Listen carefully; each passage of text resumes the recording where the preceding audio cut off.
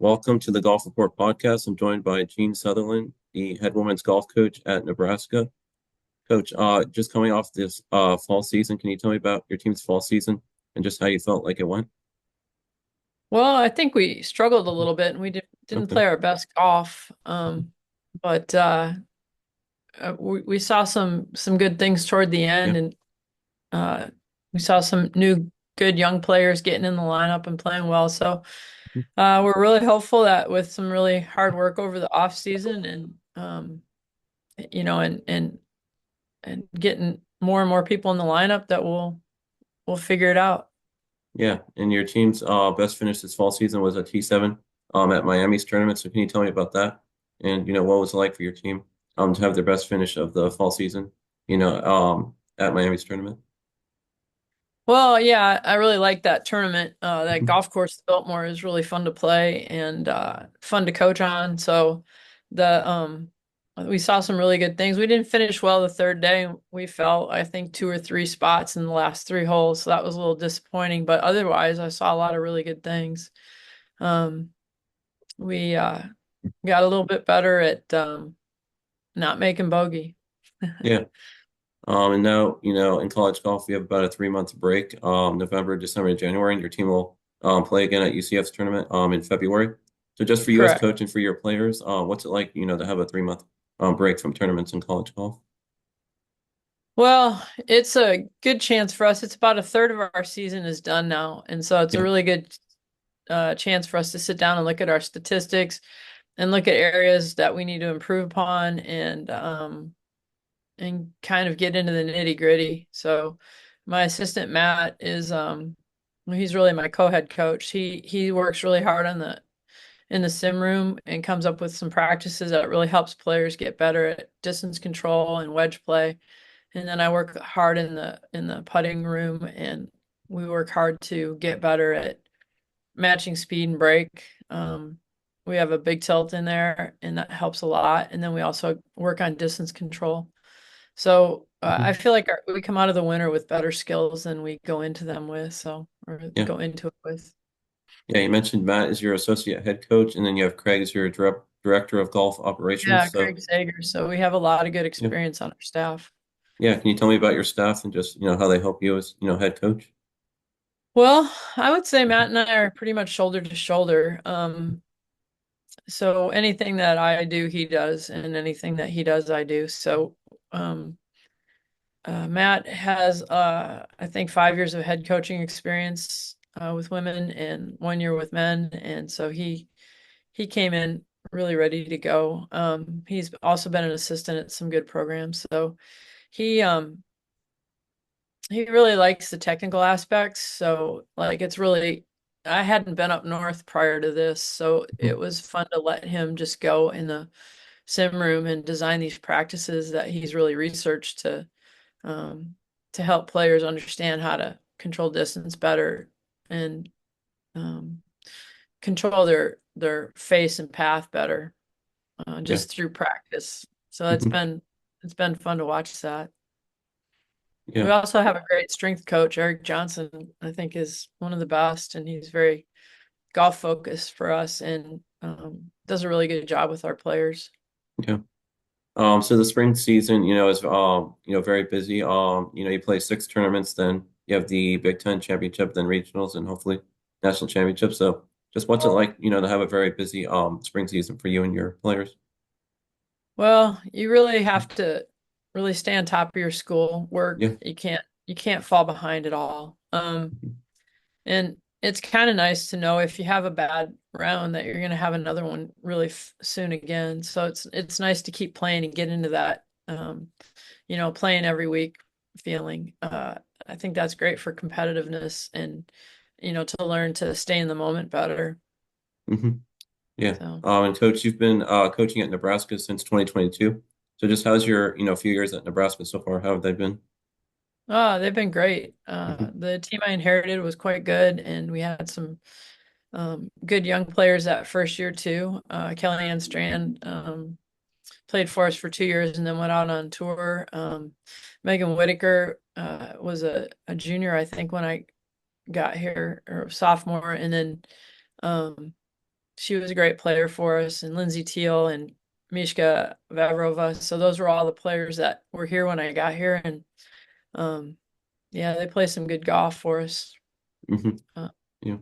so- And coach, you've been coaching, since for a long time, since 1992. You spent 15 seasons at Texas A&M, then 10 seasons at SMU. So just tell me about your coaching career and, what has it been like, for you, coaching, for so many years, what's it been like, coaching, college golf? Well, I've enjoyed it. I love Mhm. the players, and I love the process of helping people get better. So every season has its ups and downs. So you really have to learn to be resilient as a coach, just as you do as a player, and to stay positive and supportive. So it's been a good lesson, and I have to tap into that every year. Like this fall when we were struggling, I had to really dig deep and think, the job here is to be positive and supportive um and keep skill building. And so Mhm. that's the basic philosophy of the job for me is continually build skills and teach them to put them to good use on the golf course and match their skills up with the golf course. And then, try and support the players as best you can. Yeah. So coach, you're from Dubuque, Iowa, and you attended Northern Iowa, where you finished as a sophomore.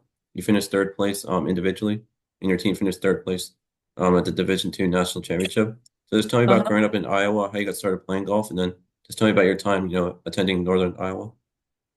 Well, I got started playing golf because my math teacher needed bodies, really. And Okay. so I had played volleyball and basketball, Hmm. and he asked me if I was going to run track, and I had run track in seventh and eighth grade and decided that I didn't like it very much. I didn't like to run very much. So, um, and I also played tennis, so it was kind of like I had to decide what I wanted to do because all three of those sports are in the spring in Iowa.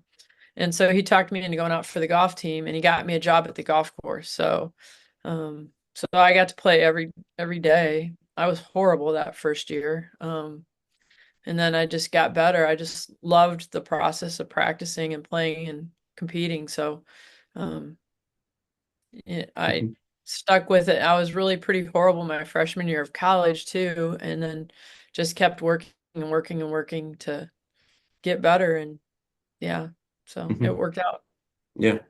So coach, you're a member, of your alma mater, Northern Iowa. You're a member of their Athletic Hall of Fame. So what did it mean to you when you were named to, Northern Iowa's Athletic Hall of Fame? Well, it meant a lot. I got it was a really fun ceremony.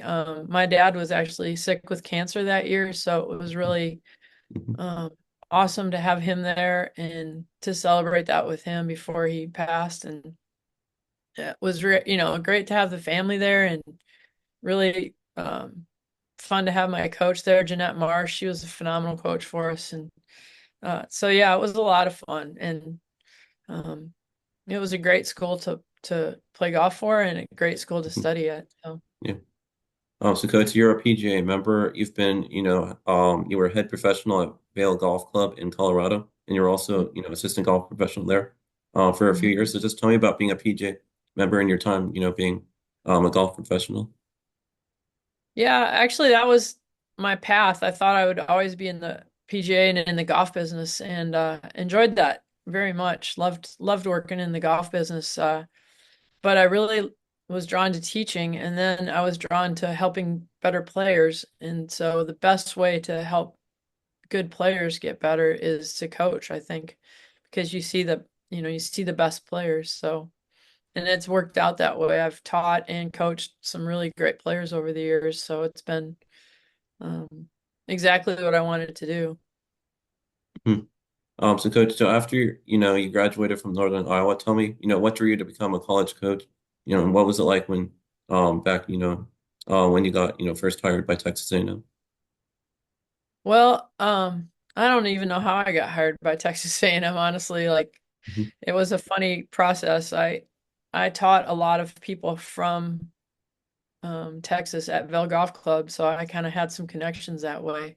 And and they actually told me a year before the job open that you should really come down and coach for us. And so they had planted a seed in my mind. And so that year that I went and coached for them, I interviewed for 3 jobs that year and got the A&M job. So um, I had gone back to get my master's to help me to pursue coaching, and it all worked out great. hmm so coach, you were the inaugural winner of the Kim Evans Award by the WGCA, and you also won the Founders Award in 2017. So just tell me Uh-huh. about these awards and, what does it mean to you to earn these awards, in 2017 and 2018? Yeah, I think it was both of them were really important for me because the Founders Award just kind of cements that you've done enough for the sport and in general, not just in coaching, but the sport in general and in your community and so forth, to be honored for that. So that was nice because, I always try to give back and to do stuff for youth and to do as much as I can to give back. And it was nice to be honored for that. And then the Kim Evans Award really meant a lot because I always looked up to Kim. She was we coached together for years. She was at Auburn and she was a phenomenal coach. Um, and so uh, she was a PGA professional and at the top of her game, really, when she decided to retire. So uh, it was very nice to have that honor to be associated with Kim. Yeah. And coach, can you tell me about some of the courses that your team, plays on, some of the facilities that your team has? I've been reading about the Trackman, training lab that your team has on campus. So can you just tell me about some of the facilities that your team has? Yeah, we play primarily 2 golf courses in town here, both country clubs. One is Firethorn, and it's a Pete Dye design, and it's phenomenal golf course. It really gives you some tough looks. It's sort of target golf with buffalo grass in the second cut. So if you aren't a straight hitter, you're gonna have trouble there. And then we also play Hillcrest Country Club, which is a phenomenal um, design, and it's just an old school country club that has just phenomenal greens. The greens are always stimping really fast, and it's in good shape. So we're kind of lucky to have um, both places, I think. Hmm And then we play. We drive down to Beatrice every once in a while. There's a great country club down there that really kind of makes you hit every club in your bag. So I like that place for qualifying. And then we play Highlands, which is a public course here, and Jim Ager, which is a 9-hole public course. So we have all kinds of little places we can play. Um, but I would say we play primarily at the first 2. Yeah. And throughout your career, like at your time at Texas A&M, you're a 4-time conference coach of the year, a 2-time, regional coach of the year, and you led like Texas A&M to regionals 13 times in 15 years. So just all these accolades and awards you've accumulated throughout your career. What are these accolades and awards? What do they mean to you? Well, it Hmm it means I recruited good players, is what it means. Like you only do as well in golf coaching as you recruit. So we had some phenomenal teams and we had some good leadership and some really good players while I was at A&M. And um, I think that meant a lot. I think we took the program to a new place, and I think G's down there doing even more now and doing better. So it's really fun to, just be a stepping stone along a program's progress. Yeah. Finally, coach, what have been some of your favorite things about, coaching in college golf and just, what does it mean to you, to get to work, with your players? My favorite thing happened last night. It happens a lot where my former players send me their babies' pictures. Mhm. So I get baby pictures and I get updates on careers or jobs, and I try and get out to see people if I can. There's a wedding coming up from one of my SMU players, and I'm trying to figure out if I can get down to that. So, like, all the stuff that happens when they're done with college is really, um, really fun. Fun to stay in touch. Fun to watch them keep playing. I've had players that keep playing professionally, so I like that part. Mhm. I just when I wasn't in coaching, when I'm working in the golf business, I really miss the competition. So, you know, that the way that your gut feels when you're in contention, and you know, that feeling of like this could go any direction right now. Like I really missed that feeling. So that's kind of um why I always get back to coaching when I've gotten out.